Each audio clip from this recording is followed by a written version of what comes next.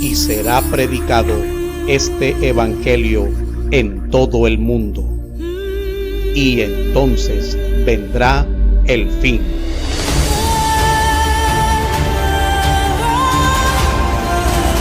Iglesia Bíblica Pacto Eterno.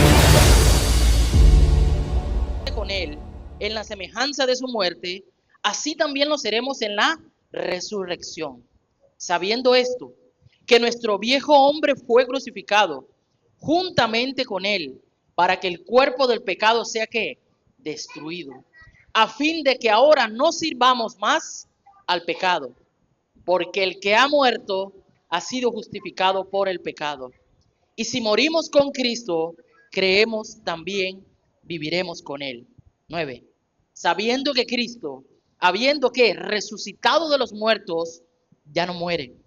La muerte no se enseñorea más de él, porque en cuanto murió, al pecado murió una sola vez por todas, mas en cuanto vive, para Dios vive. Así también vosotros, consideraos como iglesia, muertos al pecado, pero ¿qué? Vivos para Dios, en Cristo Jesús, Señor nuestro.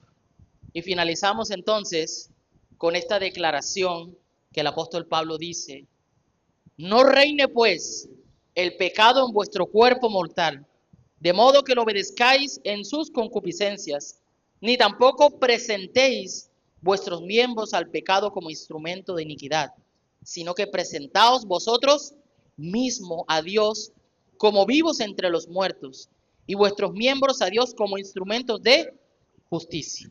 Finalizamos en el 14. Porque el pecado no se enseñoreará de vosotros, pues no estáis bajo la ley, sino bajo la gracia. Amén. Puede tomar asiento, mi hermano. Pastor Erwin aquí me ha dejado un reto bien grande, hermanos. Qué texto tan hermoso, pero también a la vez tan complejo de poder abordarlo. Que el Señor nos dé la sabiduría. Antes de poder ir hacia la escritura, a poder abordarlo, permítame contarle un evento de la vida real que ha acontecido. En el año 1985 nació una organización religiosa denominada Ministerio Internacional Creciendo en Gracia. Las personas que comenzaron a seguir esta nueva iglesia o nueva ideología aparentemente espiritual, y uno creería que por el nombre sería, wow, tremenda iglesia, ¿no? Ministerio Internacional Creciendo en Gracia. Sin embargo, ninguno pudiera pensar, ¿qué de malo podría tener que una iglesia se llame Creciendo en Gracia? Si justamente la gracia es aquello que nos reconcilia con el Señor. ¿Qué de malo podría tener esto? Sin embargo, mis hermanos, solo bastaba escuchar a alguno de los miembros o la persona que dirigía esa iglesia para poder saber que esta era una secta. Era liderada por un hombre llamado José Luis de Jesús Miranda, quien se declaraba a sí mismo como la misma encarnación del apóstol Pablo, denominándose entonces esta congregación como los salvos, siempre salvos. Es decir, ellos sostenían una creencia desviada que se sustentaba que no importaba lo que usted hiciera, usted sería salvo, siempre salvo, no importando si pecaba. Es decir, jamás perdería la salvación, incluyendo la vida de pecado. Este movimiento se constituyó tan sectario que en el año 2005 cambió y se declaró este hombre, ahora del apóstol Pablo, a ser la encarnación de Jesús en la tierra. ¿Usted puede creer eso? Este hombre se autodenominó el Cristo que había llegado, diciendo que había llegado por segunda vez a la tierra. Es más, este hombre hizo que sus seguidores le llamaran el Consolador, el Salvador, Dios, Padre, Papi. Así le llamaban sus fieles. Sus fieles se tatuaban el 666 debido a que lo consideraban como el número de la prosperidad. Mi hermano, ¿usted se acaba de imaginar lo que acabamos de ver? Pareciera imposible creer eso, ¿no? Pareciera imposible que una organización religiosa se llamara con este nombre y fuera exactamente una secta. Parece cuento de ficción, sin embargo, es parte de lo que ha pasado con situaciones relacionadas con asuntos espirituales. Personas que una vez han creído o que se supone que han creído terminan desviando su fe a tal punto de decrecer en la gracia como lo ha hecho esta iglesia que lastimosamente es una secta. Evidentemente este hombre muere en el año 2013 producto de una cirrosis hepática. ¿Sabe por qué? Porque era un hombre que era vicioso del alcohol. Y como él era salvo, siempre salvo, y no podía perder la salvación, entonces tomaba y tomaba y tomaba. A tal punto de morir en el año 2013 a causa de los vicios del alcohol y de sus drogas. Lastimosamente muchos de los feligreses, después que muere, entonces deciden quitarse la vida. Y lo más sorprendente aún todavía es que el legado de este hombre sigue manteniéndose y su esposa ha tomado parte de las prédicas y las ha subido a YouTube, donde sigue teniendo adeptos que se siguen sumando a esta iglesia. Mis hermanos, el relato que acabo de decirles hace un momento pareciera ser, como les dije, un cuento de ficción. ¿Quién, siendo cristiano, creyera que un hombre es la reencarnación de Jesús o del apóstol Pablo? ¿O quién pudiera creer que un cristiano verdadero pecara y pecara y pecara y nunca, en realidad, no pasaría nada con su salvación? Pareciera ficción esto, sin embargo, ha sido parte de la realidad. Este primer ejemplo ilustra bien algunos de los peligros de no entender el propósito central del Evangelio o del verdadero Evangelio, a tal punto de llegar a ciertas desviaciones tan graves como estas. Sin embargo, aunque pareciera que esto no tuviera que ver nada con nosotros, porque quizás diríamos, yo no soy tan tonto para creer en un hombre que es la reencarnación de Jesús. Sin embargo, aunque tal vez no pudiéramos decir eso, a tal punto de decir, yo puedo pecar a tal manera que yo soy salvo, siempre salvo, pero sí deberíamos revisarnos que muchas veces en las sutilezas, siendo cristianos, a veces esta lucha con el pecado termina ganándonos y terminamos mostrando los deseos de nuestra naturaleza pecaminosa no redimida. Así que, basado en esta idea, yo quiero hablarles hoy en esta sección sobre el Evangelio y las implicaciones sobre el pecado. Así hemos titulado el sermón del día de hoy, el Evangelio y las implicaciones sobre el pecado. Sí, aunque sabemos que la gracia de Dios es todo suficiente para redimirnos y para ayudarnos en nuestra debilidad, necesitamos estar atentos de no utilizar la gracia del Señor como ocasión para pecar.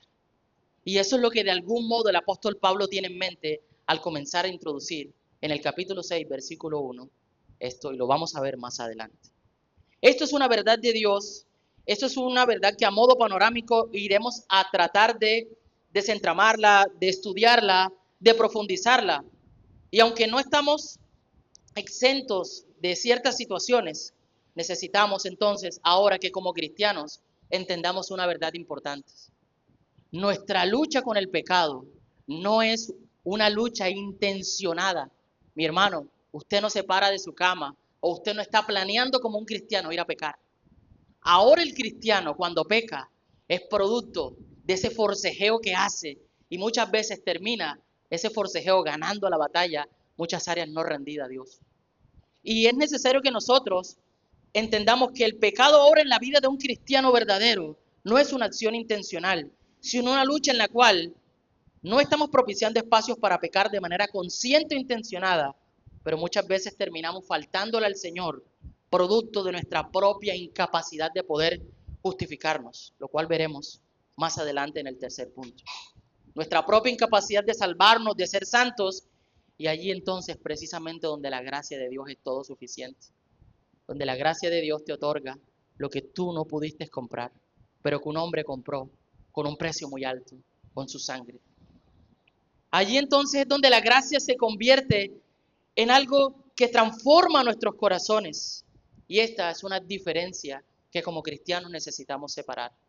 El hecho de que estemos bajo la gracia no nos implica que ahora vivamos de manera libertina, como si fuésemos personas que no fuésemos redimidos por el Señor. Mis hermanos, no pecamos para que la gracia abunde.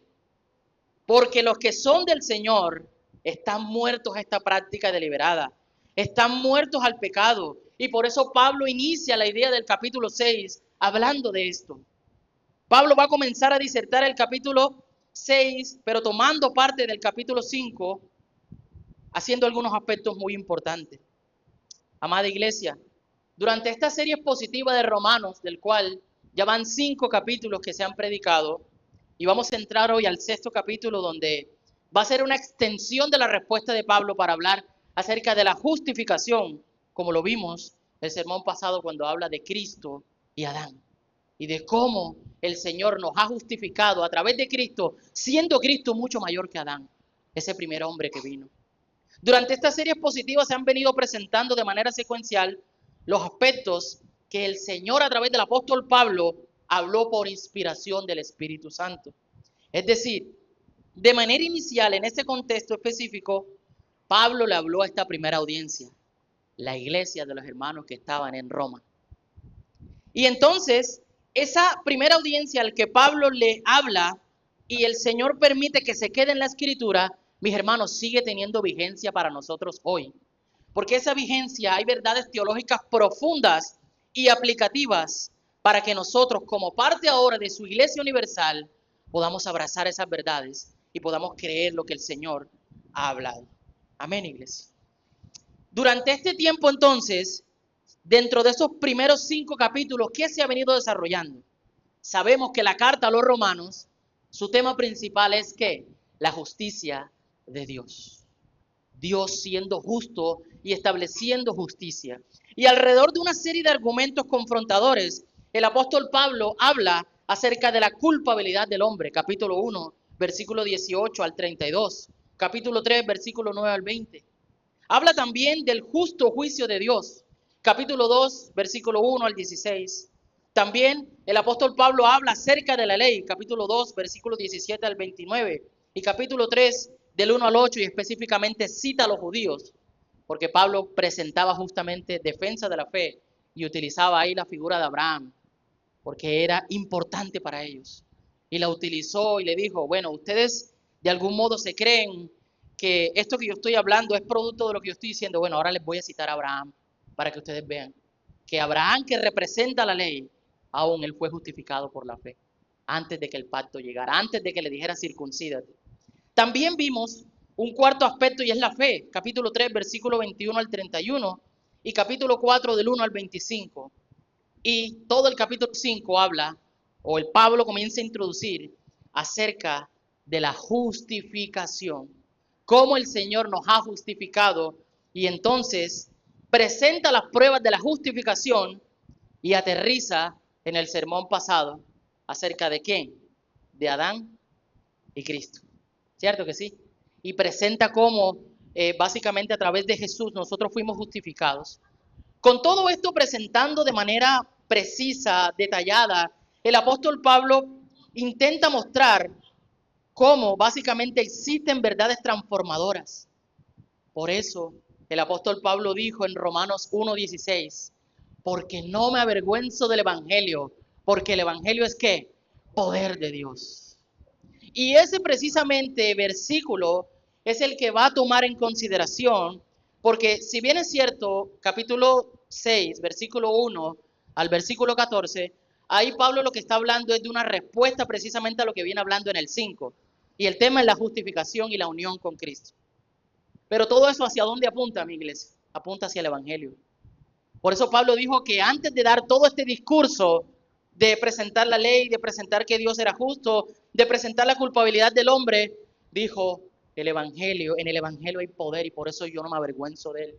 Y por eso este sermón lo he titulado El evangelio y las implicaciones del pecado, porque justamente dentro del evangelio tenemos unión con Cristo y tenemos justificación delante de Dios. Y dice entonces que él no se avergonzaba del evangelio porque era poder de Dios al judío primeramente, pero también a los que serán justificados por la fe. Es decir, a los que son hijos de Abraham. Es decir, a usted y a mí. Que aunque no somos judíos como etnia especial, ahora los que creemos en Cristo somos ¿qué? Hechos adoptivos. Somos hijos adoptivos y somos hijos de Abraham por la fe y no solo al judío. Y entonces con esa idea en la mente, entendemos que en el Evangelio está la justicia de Dios. Dios establece justicia a través del Evangelio. Envió a su Hijo Jesús a cumplir la ley y Jesús fue entregado, fue molido, fue crucificado y cumplió la ley. No hay remisión de pecado si no hay muerte. Recuerden, el Cordero. Traerás todos los años un Cordero para poder perdonar tus pecados. Ahora hoy tenemos el Cordero de Dios que quita el pecado del mundo. El que se entregó una sola vez y para siempre para salvar ahora los que habrían de creer en él. Y entonces el apóstol Pablo, con esa idea en mente de entender que el evangelio estaba centrado en Cristo Jesús, decía: no me avergüenzo, porque aquí está su justicia y ahora los que son de fe son justificados a causa del evangelio. Y este es el punto central, como les decía, de mi título, de mi sermón, para poder conectar básicamente la sección que leímos, la cual vamos a ir desarrollando más adelante. En esta primera sesión del capítulo 6 que leímos hace un momento, Pablo da inicio de fundamento con una serie de preguntas retóricas. Y esa serie de preguntas retóricas necesitamos entenderlas, que no son descontextualizadas. Recuerde que él ha venido trayendo un discurso desde el capítulo 5, ¿verdad? Hablando acerca de la justificación. Y esa extensión de la argumentación que ha venido hablando de manera panorámica, recuerde que ya él lo había venido también trazando en el capítulo 2 y el capítulo 3, cuando hacía la comparativa entre el judío y la ley, utilizando también interrogantes. Por ejemplo, en Romanos capítulo 3, versículo 8, dice: ¿Y por qué no decir, como se los calumnias, y como algunos, cuya condenación justa afirman que nosotros decimos, hagamos males para que vengan bienes? Romanos capítulo 3, versículo 8. Ahora entonces él vuelve a traer el argumento. ¿Qué pues diremos? ¿Pecaremos para que la gracia de Dios abunde? De ninguna manera. Y entonces él intenta reforzar eso que ha venido explicando a través de estas preguntas retóricas. Claro, aquí, Romanos capítulo 3, versículo 8, básicamente en la pregunta que acabamos de leer, es una antesala para presentar que en ningún hombre hay justificación. Recuerde más adelante cuando dice que no hay justo ni aún uno. Más adelante en el 3. Bueno, entonces, de ahora en adelante, para extender esta idea explicativa del capítulo 6, al cual vamos a adentrarnos, acerca de la justificación que se estudió en el sermón pasado, con el ejemplo de Adán y Cristo, siendo Cristo superior a Adán. ¿Cierto que sí? Cristo superior a Adán. Era necesario que quedara claro que si bien es cierto, la justificación por la fe es mayor que la ley, porque era la preparación para revelar el estado del corazón. ¿Para qué Dios envió la ley? Para demostrarle al hombre que de algún modo no podía salvarse por sus propios méritos. 663 ordenanzas más o menos daba la ley. ¿Y qué dice la Escritura? Maldito el que ni siquiera cumpliera solo una. Si cumplía 662, pero las 663 no, eras directamente candidato para morir. ¿Usted se imagina eso, hermano? Cumplir 663 ordenanzas, no hubo nadie. Y aquel joven rico que intentó decir, Señor, he cumplido todo. ¿Qué le dijo el Señor? Anda, vende todo lo que tienes y sigue. Y dice la Escritura que se entristeció y regresó atrás. Mis hermanos, no hay justicia en nosotros. Por más que queramos presentarnos buenos y esperamos presentar nuestras obras delante de Dios, es imposible que seamos justificados por nuestras propias obras. Por eso somos justificados a través de la fe. Por eso, más adelante, cuando el apóstol Pablo va a enviar la carta a los Gálatas, más adelante ahí él le va a plantear que justamente la ley era como su niñera, como su ayo, que prepararía su corazón.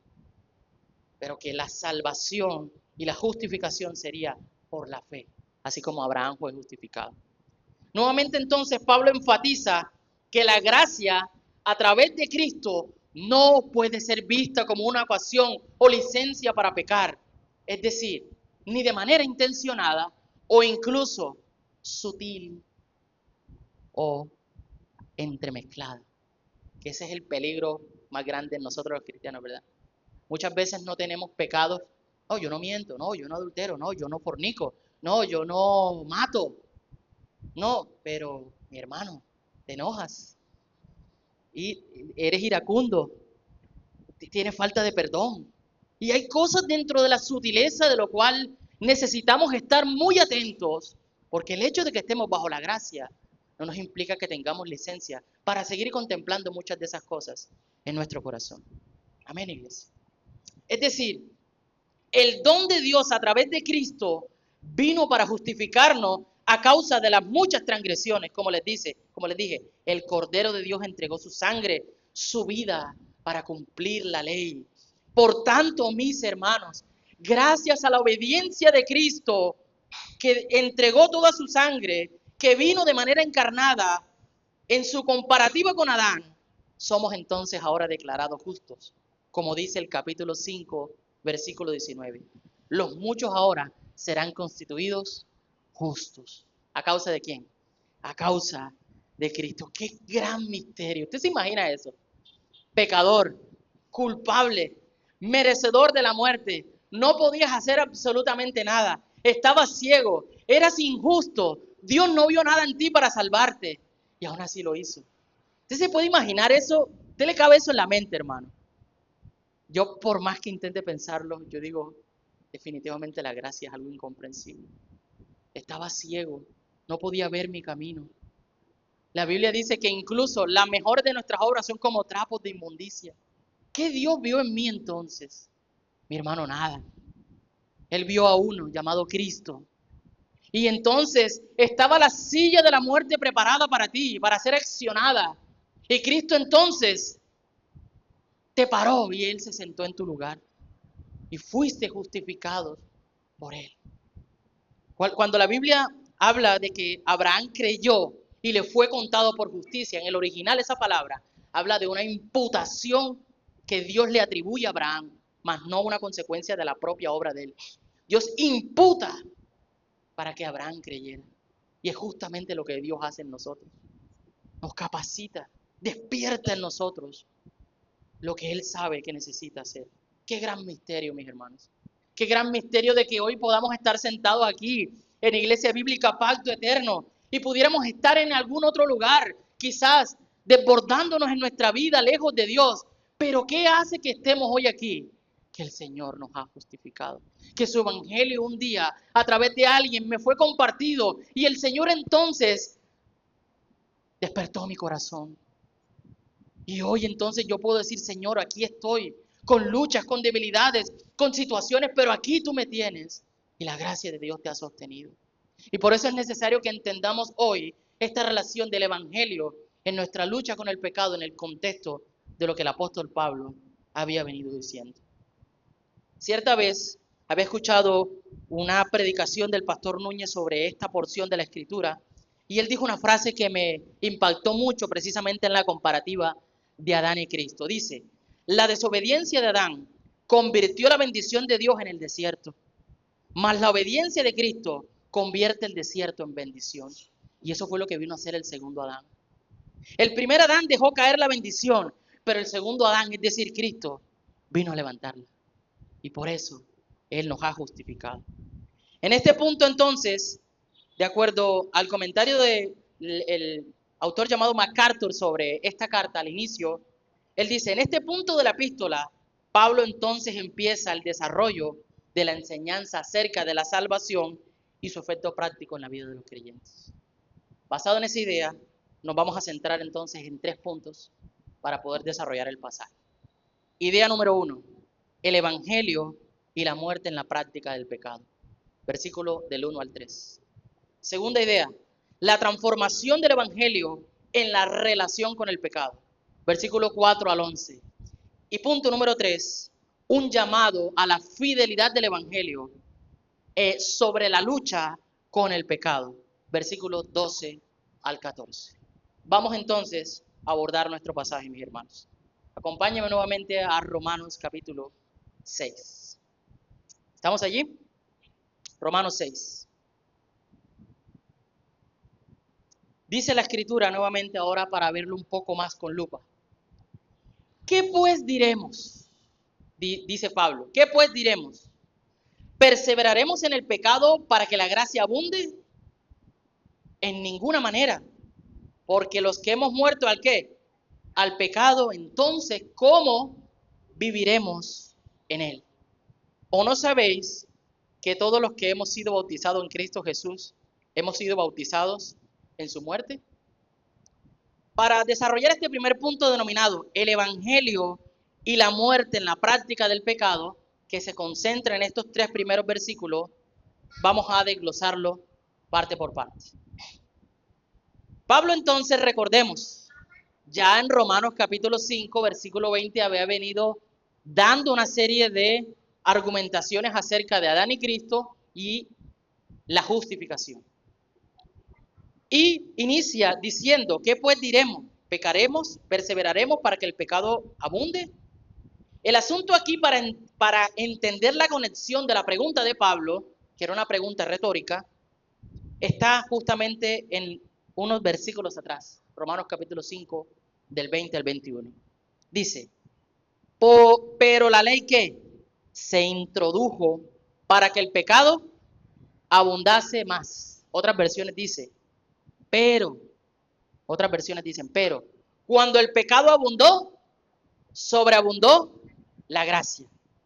Para que así como el pecado reinó para muerte, así también la gracia reine ¿para qué?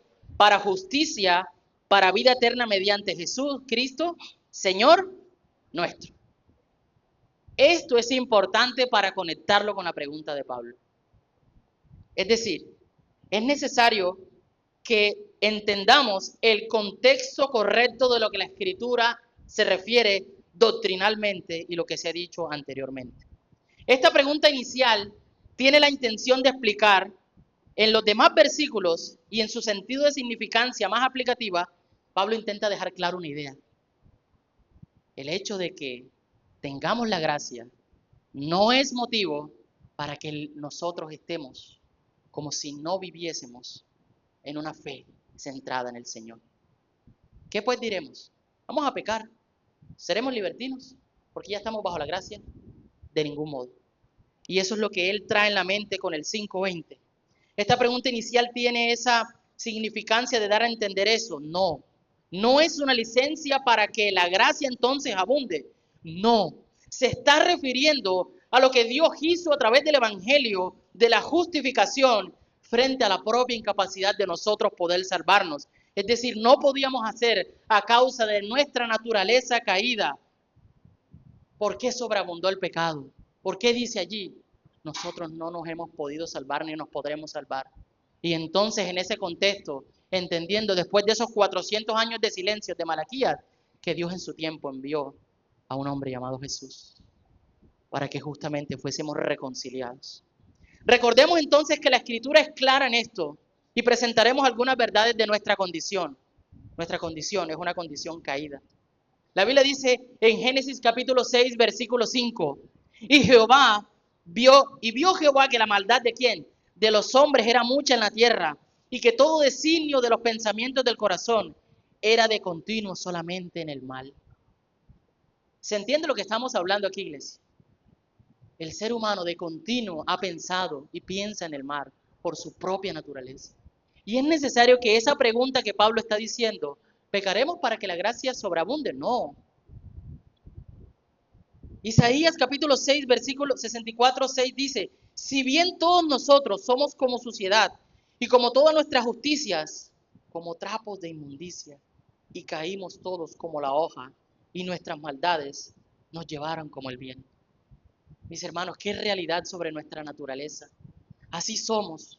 Salmo 51, 5, he aquí, en maldad he sido formado, y en pecado me concibió mi madre. Esa es la idea que necesitamos entender. Cuando la gracia llega, no es una licencia para que aquel que se hace ser llamado cristiano peque deliberadamente. La gracia llega precisamente como producto de nuestra naturaleza caída. Y entonces el Señor, frente a esa incapacidad, envió a Jesús por nuestra salvación. ¿Por qué Pablo era necesario que de algún modo dejara esto claro? Douglas, en su comentario a Romanos, en su página 350, dice lo siguiente: Vista desde el judaísmo, esta situación como de estar sin ley se pudiera entender como algo que fomentaría el pecado. Y por eso Pablo retóricamente habla, vamos a pecar para que la gracia sobreabunde. No, momento ahí. Y esto lo vamos a desarrollar de manera progresiva en los siguientes versículos. Entonces, si bien es cierto que nuestra condición natural cuando no estábamos en Cristo, nosotros teníamos como una práctica de pecado. ¿Qué era una práctica? Una acción intencionada. Voy a hacer esto, voy a hacer esto, voy a pecar a Dios, voy así, me voy a hacer lo siguiente. Era una práctica. Y entonces aquí, durante este primer punto, nosotros necesitamos entender cómo el Evangelio, el verdadero Evangelio, irrumpe o debería irrumpir sobre esa condición donde existe una verdadera práctica de pecado, en la que se mantenga un patrón de perseverancia y pensar que no pasará nada en nuestra relación con Dios. No, es seguro que Dios me va a perdonar. No, como dicen por ahí algunos católicos, ¿no? Peco, rezo y empato. No, el Evangelio es un Evangelio donde nosotros somos apartados para ser santos delante de Dios. Y por eso nosotros necesitamos entender que ahora el pecado en la vida del creyente no se constituye en una práctica, debería constituirse tal vez en una acción accidental. Tú no llevabas la intención de poder discutir con esa persona y te calmaste y te calmaste y te calmaste y sostuviste, pero llegó un momento donde el asunto se convirtió tan tenso que terminaste fallando a Dios. Debes arrepentirte, debes ir al Señor, debes pedir que Dios te pueda ayudar, pero no vas con la intención de querer pecar, a diferencia de quien practica el pecado de manera intencionada. Entonces, no podemos decir que de algún modo practicaremos el pecado para que la gracia me cubra y me justifique.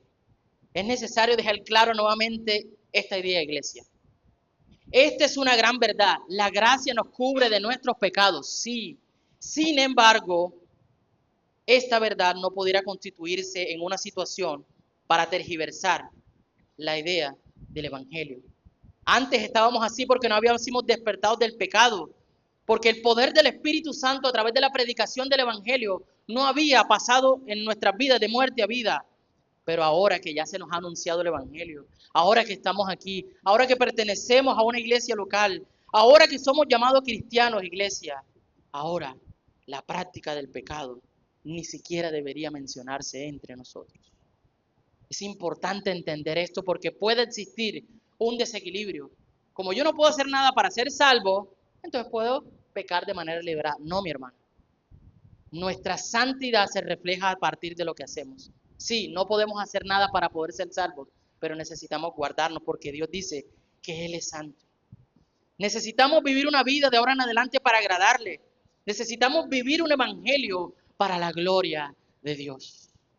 Un evangelio para la gloria de Dios significa ser apartado para Él y no utilizar la gracia como ocasión para decir, seguro que Dios me perdonará y me la dejará pasar. No, de ningún modo. Y esto era la advertencia que de Pablo estaba introduciendo en este capítulo 6, versículo 1, recordándole que si en realidad pecarían, como decía, ¿qué pues diremos? ¿Perseveraremos en el pecado para que abunde la gracia? De ningún modo.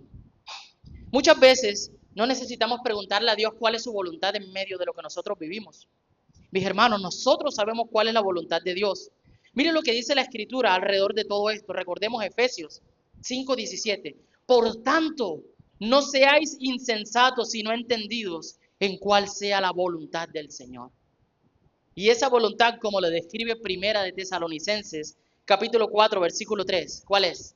Pues la voluntad de Dios es vuestra santificación. ¿Se dan cuenta, mis hermanos? Que ahora la vida de un cristiano que cree en la gracia, que vive en la gracia, que ha sido abrazado por la gracia, su relación con el pecado, ahora es una relación distante. Y no deshonra al Señor a partir de esto. Estamos entonces para recordar en este primer punto que es el evangelio y la muerte en la práctica del pecado. Acabamos de ver entonces el versículo 1 que dice, ¿qué pues? ¿Perseveraremos en el pecado para que la gracia abunde? Hace un momento hemos dicho no. Esto el apóstol Pablo lo ha dicho con una intención y es justamente presentar que nosotros estábamos totalmente incapaces de salvarnos a nosotros mismos, pero que necesitamos tener cuidado. Avancemos entonces al versículo 2, la respuesta de Pablo frente a esta pregunta. ¿Perseveraremos en el pecado para que la gracia abunde? Versículo 2, en ninguna manera. ¿Por qué? Porque entonces los que hemos muerto al pecado, ¿cómo vamos a vivir en él? ¿Cómo viviremos en él? La Reina Valera traduce en ninguna manera. La traducción lenguaje actual y la traducción, la nueva traducción viviente habla, por supuesto que no. Si lo dijéramos en costeño, ¿cómo se te ocurre? De ninguna manera. No vamos a vivir en el pecado para que la gracia abunde. De ninguna manera. Por supuesto que no. Este argumento está perfectamente cohesionado, está perfectamente hilado con toda la doctrina de la Escritura para enfatizar que los que hemos sido justificados con Cristo es incongruente que vivamos una vida de pecado. Es decir, peca para que más abunde gracia, peca para que la gracia te cubra más. En ningún modo. Y eso lo vamos a ver aquí, en varias porciones de la Escritura. Nuevamente, recordemos, en este primer punto estamos viendo cómo el Evangelio debería transformar la práctica del pecado. Cómo el Evangelio debería transformar la práctica del pecado. Y estamos utilizando la explicación que el apóstol Pablo da al contexto de la primera audiencia, que son los hermanos que están en Roma, para hacer una advertencia que la gracia no era ocasión de pecar. Amén, iglesia. No era ocasión de pecar. Sigamos entonces avanzando del por qué es necesario que entendamos que la gracia no es una ocasión para pecar. ¿Qué evidencia existe de que en realidad yo estoy siendo un cristiano genuino? ¿Cuál es la evidencia de que yo estoy siendo santificado y que mi relación con el pecado no es una práctica, sino tal vez es una acción que yo no llevo en mente, pero que muchas veces termina ocurriendo por algunas áreas no tratadas en el Señor? Vaya conmigo a 1 de Juan capítulo 3, versículo 9. Un verdadero cristiano, una verdadera persona que ha creído en el Evangelio de Cristo, dice la Escritura, que no puede hacer esto. 1 de Juan capítulo 3, versículo 9. Cuando lo tenga, por favor, me dice amén. ¿Qué dice la Escritura aquí? Todo aquel que es nacido de Dios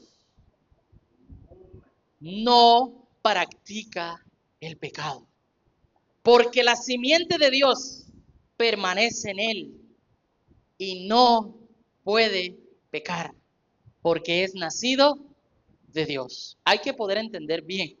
Obviamente pecamos, ¿cierto? Como cristianos, no hay alguien que pueda decir, nunca peco. Obviamente pecamos, mis hermanos. Sería deshonesto decir, el hermano César nunca peca. Oh, no, hermano, sería deshonesto decir eso.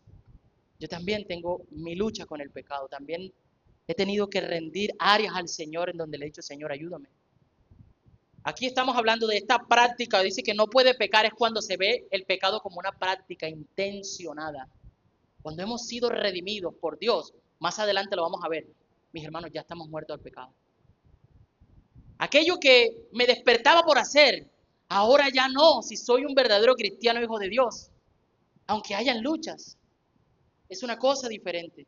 Entonces, es necesario que conectemos esta explicación de Pablo. En ninguna manera, por supuesto que no. La gracia no es ocasión de caer para poder básicamente seguir pecando. ¿Por qué? Porque 1 de Juan dice que aquel que practica el pecado, ¿qué pasa?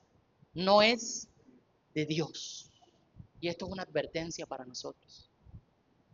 Hebreos capítulo 10, versículo 26 también dice, porque si pecáramos voluntariamente, después de haber recibido el conocimiento de la verdad, ya no quedaría más sacrificio por los pecados. Es una verdad que nos confronta, mis hermanos, a poder entender si en realidad nosotros estamos viviendo un evangelio para la gloria de Dios. ¿Qué más sigue diciendo 2 de Corintios, capítulo 5, versículo 17, que nos los hemos aprendido? De modo que si alguno está en Cristo, nueva criatura es. Las cosas viejas pasaron, he aquí todas son hechas nuevas. Por tanto, es necesario, importante aquí enfatizar en una verdad, y es la siguiente. Al vivir para Cristo, significa que yo debo morir a mi práctica del pecado, o práctica deliberada, y consciente de mi naturaleza pecaminosa. Es decir, morir al pecado significa que ahora viviré para agradar al Señor. Y eso es algo que nosotros en su sentido aplicativo, a partir de lo que Pablo está diciendo aquí, necesitamos tenerlo presente. Aquí, mis hermanos, es donde la gracia del Señor cobra valor. Nosotros estábamos muertos en delitos y pecados, estábamos ciegos, no nos podíamos salvar, nuestras obras eran como trapos de inmundicia, no teníamos méritos propios. Y a través del Evangelio de la justificación, ahora el Señor nos presenta como justos, no porque seamos justos, sino porque Él es justo y nos imputa la justicia. Él nos da la gracia que nos hace ser cristianos y por lo tanto, como consecuencia de esto, ahora nosotros hemos renunciado y muerto al pecado, como Pablo le va a decir en los versículos siguientes. Por eso Pablo dice en ese contexto acerca de que la fe es mayor para justificar lo que no se puede por obras. Recuerde que él estaba utilizando el ejemplo de Abraham, ¿verdad? Y estaba utilizando después el ejemplo de Adán. Y estaba haciendo una comparativa entre lo que es la fe y lo que son las obras. Bueno, ahora es a través de la fe. Lo que las obras no pueden hacer, la fe a través de Jesús se puede hacer. Por eso utilizó este argumento retórico, esta pregunta retórica. De ningún modo. Expone una verdad implícita y aplicativa. El evangelio de la justificación a través de Cristo se conecta con la evidencia de haber muerto a esa vieja naturaleza. Por eso el versículo termina diciendo, porque los que hemos muerto. Con base a esto entonces, acompáñenme a Efesios capítulo 2, versículo 2, para conectar esta idea de que hemos muerto en realidad al pecado y que necesitamos entender que cuando tenemos un evangelio verdadero, entonces nuestra relación con el pecado debe ser transformada. Recordemos lo que Cristo hizo por nosotros. Efesios capítulo 2, versículo 2. ¿Qué hizo Cristo con nosotros? Y Él os dio vida a vosotros cuando estabais, ¿qué? Muertos, ¿en qué? En vuestros delitos y pecados, en los cuales anduvisteis en otro tiempo, siguiendo la corriente del mundo conforme al príncipe de la potestad del aire, el espíritu que ahora opera en los hijos de la desobediencia, entre los cuales también nosotros vivimos ¿cuándo? En otro tiempo, en los deseos de nuestra carne, haciendo la voluntad de la carne y de los pensamientos, y éramos por naturaleza hijos de la ira, lo mismo que los demás. ¿Pero qué hizo Dios? Pero Dios, que es rico en qué, iglesia? Misericordia. Por su gran amor nos amó, aún estando nosotros muertos, ¿en qué? En pecados, nos dio vida justamente con Cristo. Porque por gracia sois salvos, ¿no? Qué verdad tan profunda de la Escritura, iglesia. Estábamos muertos, pero por su gracia ahora entonces hemos sido justificados. Recordemos que lo que acabamos de leer aquí es que la respuesta de Pablo es, ¿pecaremos para que la gracia abunde? No, porque los que hemos muerto al pecado, ¿cómo vamos a vivir en él? Recuerde lo que Efesios dice, Él nos dio vida cuando estábamos muertos. Y esa es una idea que no podemos olvidar y que el Señor pueda seguir hablándonos. Para finalizar este primer punto, vamos al versículo 3 para ver la respuesta extendida de Pablo frente a eso que ha venido hablando. Otra vez acompáñeme a Romanos 6:3. Después que le dice que hemos sido muertos al pecado, dice en el 3, ¿o no sabéis que todos los que hemos sido bautizados en Cristo Jesús, hemos sido bautizados en qué? ¿En su muerte? Entonces ahora introduce un argumento retórico mayor para ir ampliando e ir aterrizando la idea. Ahora bien, esta primera sección de su explicación a partir de estos argumentos retóricos los aterriza aquí en el versículo 3 donde conecta la idea de Pablo con el hecho de estar muertos. ¿Muertos al qué? Al pecado. Sepultados desde esa condición de pecado, asociándolo a su vez con la figura simbólica del bautismo, para luego tomar el ejemplo de la obra de Cristo, diciendo, ahora en esa nueva vida, habiendo muerto al pecado de la vieja naturaleza, es para que podamos ser fieles testigos para su gloria. Recordemos lo que 1 Corintios 15:3 dice, porque primeramente os he enseñado lo que asimismo recibí, que Cristo murió por nuestros pecados conforme a las Escrituras. Vamos a entender esta idea de conexión porque aquí hay unos elementos bien interesantes, complejos y que necesitamos comprenderlos en el contexto que es. Pablo utiliza una serie de elementos articulados aquí que son muerte, sepultura, bautismo y resurrección. Vuelvo a leer. Muerte, sepultura, bautismo y resurrección. Esos 4 elementos que están entremezclados en la idea de que Pablo dice de que básicamente nosotros hemos sido bautizados en Cristo Jesús y hemos sido bautizados en su muerte.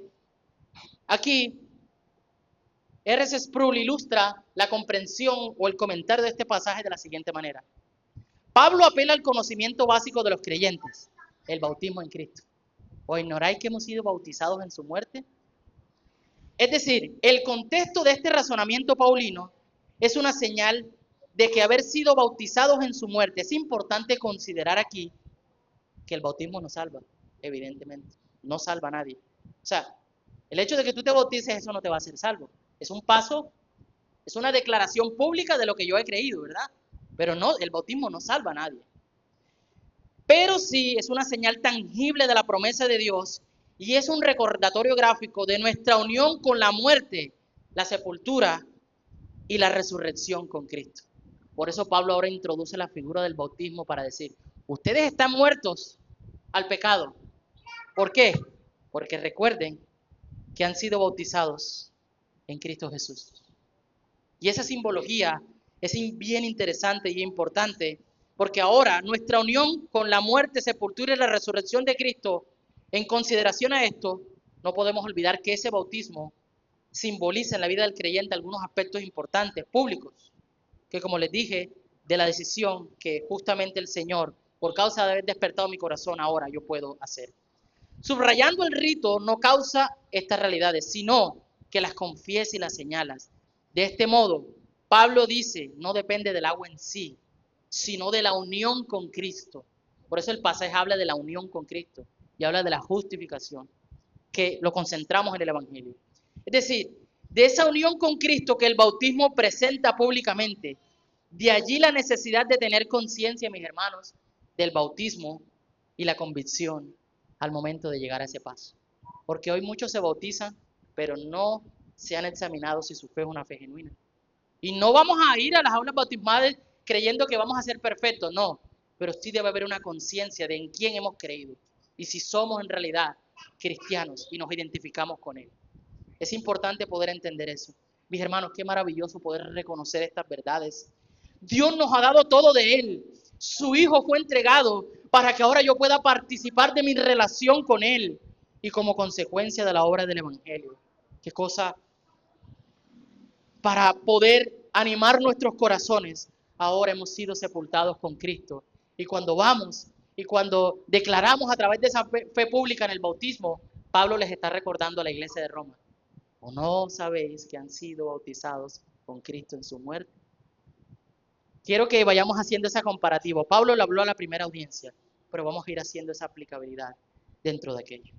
Una vez más, mis hermanos, el Evangelio de la gracia debe entenderse sobre la cuestión de la muerte y de la práctica del pecado. Dicho esto, avancemos a nuestro segundo punto. Vamos a hacer aquí un recorderis. ¿Cuál fue el primer punto, iglesia? Primer punto, el Evangelio y la muerte en la práctica del pecado. Ahí vimos, versículo a versículo, por qué básicamente Pablo dio esa respuesta y vimos algunas aplicaciones. Nuestro segundo punto para ir finalizando sería, luego entonces que Pablo da esta explicación en estos primeros versículos, está hablando en un tiempo pasado, ahora va a hablar en un tiempo presente. O sea, les va a recordar a ellos qué es lo que en realidad deberían estar atentos. Los famosos porqués. Los famosos porqués. Los famosos porqués. Entonces, este segundo punto se llama la transformación del evangelio. Ahora, ya no en la práctica, en la relación con el pecado. Se entiende que el primer punto fue la práctica del pecado, ¿verdad? Una acción intencionada. Ahora vamos a ver la transformación del evangelio, pero ahora en la relación con el pecado. Los porqués. ¿Por qué nosotros entonces debemos entender, a partir de lo que Pablo le dijo a los romanos, de que la gracia no era ocasión para pecar y que recordaran que habían sido muertos al pecado y que recordaran que habíamos sido sepultados con Cristo, que habían sido bautizados en su muerte? ¿Por qué? Porque entonces, vamos a verlo. Durante esta porción, desde el versículo 4 hasta el versículo 11, Pablo, posterior a desarrollar y presentar una argumentación teológica y precisa, como lo hemos visto, no solo por los elementos utilizados y referidos a esta primera audiencia, sino por su armonía doctrinal con lo que la Escritura dice, tal como lo hemos referenciado. De aquí en adelante, Pablo entonces comienza a dar razones que sustentan la tesis del mensaje centrado en el Evangelio. Ya nos referimos al versículo 3, a partir de esta conexión con el bautismo, la muerte y las implicaciones del testimonio en la vida de los creyentes. Ahora avanzaremos a entender esos porqués. 3 razones para entender esos porqués. Primera razón, versículo 4. Porque somos sepultados juntamente con Él. ¿Para qué? Para muerte por el bautismo, a fin de que como Cristo resucitó de los muertos por la gloria del Padre, así también nosotros andemos en vida nueva. Fuiste sepultado, moriste al pecado, estás unido con Cristo. ¿Por qué? Porque ahora, a través de Él, tú también serás resucitado para que andes en nueva vida. La primera razón del por cual Pablo explica eso, o podemos tal vez intentar ilustrarlo, es porque estamos muertos al pecado en semejanza con Cristo. Y esto es declarado también como testimonio público de la fe a través del bautismo y la manifestación de una vida nueva. ¿Quiénes son los que se bautizan? Los que saben que en realidad necesitan dar un paso de obediencia de su fe pública, ¿verdad? Esos son los que van allí.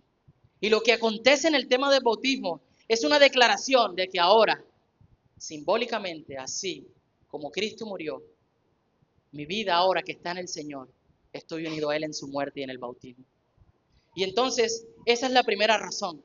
Estamos muertos al pecado en semejanza con Cristo y esto lo declaramos como testimonio público a través del bautismo.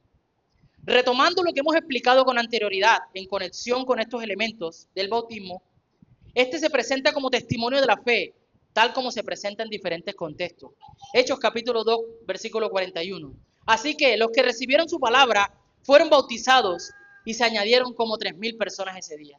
Recuerdan la predicación de Pedro, ¿verdad? Cuando Pedro predicó y el Señor convirtió el corazón de los que estaban allí. ¿Y qué pasó después? Y se añadieron aquel día como 3,000 personas, su palabra obró y fueron bautizados. Hechos capítulo 8, versículo 12. Pero cuando creyeron a Felipe, que anunciaba el evangelio del reino y del nombre de Jesucristo, se bautizaban hombres y mujeres. Mis hermanos, es imposible que una vida que sea transformada por el evangelio y que entienda que ahora desea agradar a Dios, no dé este paso de obediencia, que es el bautismo. Por eso lo conecta Pablo aquí. Nosotros hemos conocido a personas que han estado por mucho tiempo en la iglesia y a veces se le pregunta, ¿cuándo te vas a bautizar? No, más adelante. Todavía no. Todavía faltan cosas. Mis hermanos, hay que ser honestos. En realidad, cuando nosotros deseamos agradar al Señor, nosotros procuramos vivir una vida de santidad con Él. Y muchas veces, detrás de ese más adelante, están prácticas que no queremos soltar, pecados que no queremos abandonar, situaciones que no queremos renunciar. Y eso hace que muchas veces digan, no, ya eso es serio, lo del bautismo es serio. Mejor vamos avanzando. Mis hermanos, no. Con Cristo estamos juntamente muertos al pecado. Por eso el bautismo simboliza eso. No nos salva, pero sí es un paso de declaración pública acerca de nuestra fe.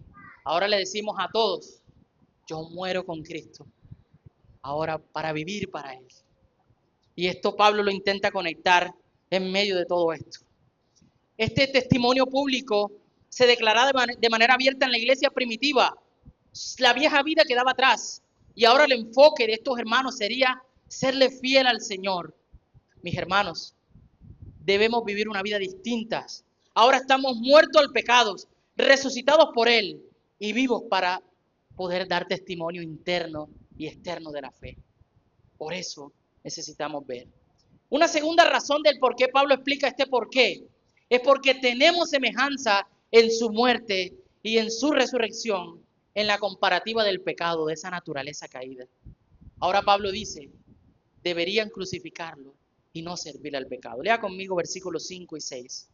Porque si fuimos plantados juntamente con Él en la semejanza de su muerte, así también lo seremos en la de su resurrección. Sabiendo esto, que nuestro viejo hombre fue crucificado juntamente con Él para que el cuerpo del pecado sea ¿qué? Destruido, a fin de que no sirvamos más al pecado. La segunda razón que podemos ilustrar aquí de la explicación de Pablo en estos dos versículos es porque tenemos semejanza en su muerte y resurrección en su comparativa con el pecado. Ahora, un verdadero creyente que abraza el Evangelio, que entiende el Evangelio de la gracia, que entiende lo que significa la gracia, no como una opción o como una licencia para pecar, ahora sabe que va a vivir una nueva vida. Ahora sabe que va a honrar a su Señor. Por eso el apóstol Pablo después en otra carta lo dice en 2 de Corintios capítulo 5 versículo 14, dice, porque el amor de Cristo nos constriñe pensando en esto, que si uno murió por todos, luego todos murieron y por todos murió, para los que viven, o sea, para aquellos que deciden vivir para Él, ya no vivan para sí, sino para aquel que murió y resucitó por ellos. De manera que nosotros de aquí en adelante a nadie conocemos según la carne, y aún si a Cristo conocimos según la carne, ya no lo conocimos así. Wow, qué verdad tan hermosa frente a todo esto de poder entender por qué básicamente a partir de esto necesitamos entender que nuestra semejanza con Cristo es en su muerte al ser bautizados y también un día resucitaremos con Él y el pecado por tanto no debe reinar.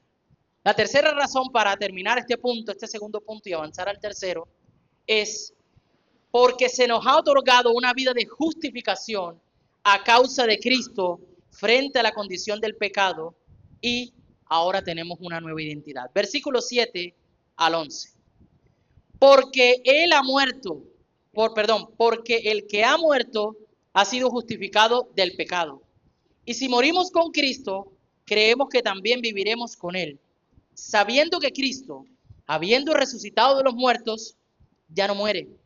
La muerte no se enseñorea de Él, más de Él, porque en cuanto murió, al pecado murió una sola vez por todas.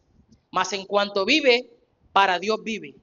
Así también vosotros, consideraos como iglesia, muertos al pecado. Pero vivos ¿para quién? Para Dios. ¿En quién? En Cristo Jesús, el centro del Evangelio. Ahora entonces, nuestra vida de pecado está atrás, estamos muertos en Él, pero ahora estamos vivos ¿para qué? Para poderle agradar a Él. Wow. Barclay, un autor que es un comentarista bíblico, en su explicación acerca de esto, dice, Pablo aquí utiliza una figura ilustrativa como en un sentido jurídico forense y cotidiano. Es decir, la muerte cancela las obligaciones y las reclamaciones previas. Se murió, ya no debe nada, dice uno en el mundo, ¿no? Se murió, tenía una deuda. La muerte cancela las obligaciones y las reclamaciones previas. El énfasis no está en la impecabilidad moral, sino en que el pecado ya no puede exigir obediencia como amo, como amo, algo así como el muerto queda libre de toda acusación. ¿Qué es lo que Pablo está intentando decir? Si ustedes han muerto al pecado, ya el pecado no es su señor ni su amo, ni los va a dominar, ni es su juez, ni es su señor. Si han muerto al pecado. Por eso es necesario que nos preguntemos acerca de nuestra fe. ¿Hemos muerto al pecado? Estamos utilizando la gracia como una ocasión para tener licencia para muchas cosas. De ningún modo. Ahora nosotros estamos muertos al pecado. En Cristo seremos resucitados con Él. Para conectar esta idea de por qué ahora nosotros en Cristo estamos muertos al pecado, por tanto, este ya no puede tener dominio ni poder sobre nosotros. Esta condición del pecado de antes de Cristo, en el que nosotros no habíamos sido sujetados a Él, entonces ya no es nuestro amo, Señor. No podrá ni nunca jamás actuar como nuestro sentenciador. ¿Cuál era la sentencia que nos merecíamos? Eres pecador y entonces eres merecedor de la muerte por tu pecado. Ahora Pablo lo que está diciendo es que ahora, como estamos muertos al pecado, justamente ya no servimos a Él. Ahora lo hemos crucificado. ¿Pero lo hemos crucificado por quién? Porque hemos creído en Cristo, porque su gracia nos ha cubierto y porque Él nos ha justificado. Mire lo que dice 2 de Corintios 5:21. Al que no conoció pecado, por nosotros lo hizo pecado, para que nosotros fuésemos hechos, ¿qué? Justicia de Dios en Él. ¡Wow! No conoció el hombre justo, como cantaba el pastor hace un momento acá. Él era justo, un hombre. Fue entregado. Siendo justo, murió por los injustos. Gálatas 2:20. Con Cristo estoy juntamente crucificado. Ya no vivo yo, mas vive Cristo en mí. Y lo que ahora vivo en la carne, lo vivo en la fe del Hijo de Dios, el cual me amó y se entregó a sí mismo por mí. Wow. Ahora entonces nosotros estamos aquí para tener una nueva identidad para la gloria de Dios. Recuerden lo que dice el versículo 11. Así también vosotros consideraos como muertos al pecado, pero vivos en Dios, en Cristo Jesús. Ahora, iglesia, tenemos una nueva identidad. Por eso debemos considerarnos muertos al pecado, como lo dice el versículo 10 al 11. Teniendo en cuenta esta argumentación explicativa que finaliza aquí en el 11, ¿qué fue lo que hizo Jesús? Murió por nosotros. ¿Cuál fue el efecto de su muerte? Que ahora el pecado ya no es nuestro Señor ni nuestro juez, ya no nos gobierna. ¿Y cuáles fueron las consideraciones pasadas y futuras? Muertos al pecado, pero vivos hacia Dios. Y eso nos lleva a nuestro último punto, versículo 12 al 14. Un llamado a la fidelidad del Evangelio sobre la lucha con el pecado. Punto número 1. Recuérdenmelo a ver. Punto número 1. ¿Está anotando ahí? El Evangelio y la muerte en la práctica del pecado. Práctica. Segundo punto. La transformación del Evangelio en nuestra relación con el pecado. Punto número 3. Un llamado a la fidelidad del Evangelio sobre la lucha con el pecado. ¿Se dan cuenta que son tres cosas distintas allí? No es lo mismo practicar que entender nuestra relación con el pecado que luchar con el pecado. Y ahí justamente donde va a aterrizar el versículo 12 al 14. Ya habíamos dicho que la lucha, ¿por qué lucha? Porque básicamente no pecamos de manera intencionada. Finalizamos aquí, iglesia. No reine pues el pecado en vuestro cuerpo mortal, de modo que no le obedezcáis que lo obedezcáis en sus concupiscencias. 13. Ni tampoco presentéis vuestros miembros al pecado como instrumentos de iniquidad, sino que ¿qué? Presentaos vosotros mismos a Dios entre los muertos y a vuestros miembros a Dios como instrumentos de justicia. El verdadero evangelio, mis hermanos, entonces implica que ahora el Señor nos ha dado una nueva identidad. ¿Cómo deberíamos vivir esa nueva vida? De muchas maneras. Filipenses capítulo 1. Solamente os digo que os comportéis como es digno del evangelio, dice Pablo, para que sea que yo vaya a verlos, esté ausente, oiga de vosotros, que estáis firmes en un mismo espíritu. ¿Cuál es el resultado que ha producido este evangelio? Versículo 14. Porque el pecado no se enseñoreará de vosotros, pues no estáis bajo la ley, sino bajo la gracia. Aquí termina entonces Pablo su explicación. La defensa de la justificación de la fe a través de la gracia. Esta verdad tan revolucionaria que hizo que justamente un hombre llamado Lutero, un hombre siendo de la Iglesia Católica Romana, un hombre que deseaba agradar al Señor, se encuentra con la carta a Romanos y comienza a estudiarla. Y se da cuenta que hay muchas verdades que es impresionante poder él decir, ¿cómo yo seré infiel a estas verdades que estoy entendiendo? Y entonces fue un hombre que se levanta y comenzó a declarar todas estas verdades. Y por eso que vemos aquí en el logo de la iglesia, solo gracia, solo gratia, es justamente eso. El evangelio es solo gracia, no es por las obras. Y este hombre fue despertado a tal punto que hoy podemos entender que somos solo salvos por gracia. Mis hermanos, recordemos que aunque luchemos con el pecado, 1 Corintios 10:13 dice, no os ha sobrevenido ninguna tentación que no sea humana. Pero mire lo que dice el Señor. Pero fiel es Dios, que no os dejará de ser tentado más de lo que podéis resistir, sino que dará también juntamente con la tentación la salida para que podáis soportar. Por eso ahora el creyente, una persona que entiende el evangelio, en su relación con el pecado, en su práctica con el pecado, en su lucha con el pecado, entenderá que debe luchar, debe soportar y de que Dios no le dejará tentación que él no pueda resistir. Ahora resistimos. Ahora no estamos vivos para el pecado, estamos muertos al pecado y vivos para Cristo. Quiero terminar con 2 aplicaciones y cerrar. Y me quiero referir a 2 grupos en esta mañana. Primer grupo, hermano, creyente, tú que tienes una identidad, que has decidido identificarte como cristiano, que estás aquí, que dices, yo soy cristiano. Mis hermanos, a ti te quiero hablar. Necesitamos detenernos y evaluar nuestra fe y de lo que implica la verdadera vivencia del evangelio en nuestra lucha con el pecado. Meditemos en esta pregunta. ¿Mi relación demuestra fidelidad de manera interna y externa para dar gloria al nombre de Dios? La forma en cómo yo me estoy relacionando con el pecado y con la vida cristiana da fidelidad al Señor a tal punto que yo puedo decir, Dios es glorificado a partir de lo que yo hago. Mis hermanos, si somos honestos sobre esta pregunta, muchos de nosotros deberíamos, en este proceso, mientras vamos pensando, identificar áreas en las cuales sabemos que necesitan ser rendidas al Señor y en las cuales hemos estado luchando en Dios.